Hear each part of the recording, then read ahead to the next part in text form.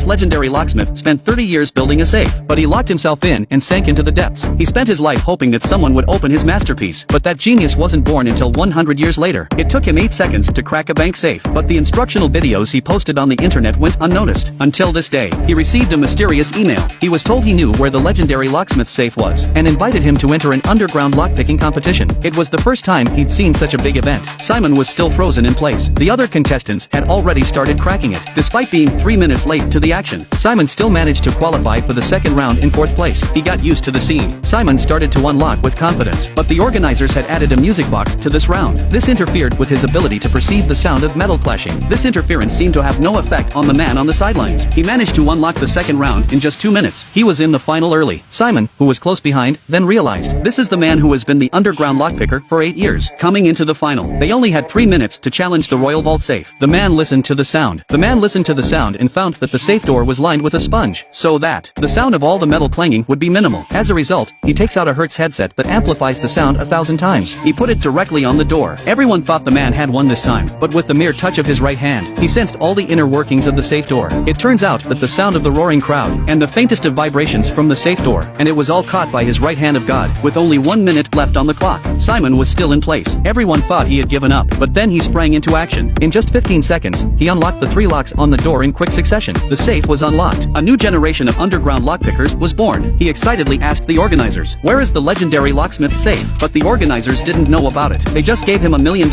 and sent him away. Then a mysterious woman approached him. It turns out that this is the woman who signed him up for the competition. She said that the safe that the legend had seen was so sophisticated. That's why it's been used by 3 major banks to this day. And that to fulfill this dream of unlocking the safe, you had to join her team. A real bank robbery.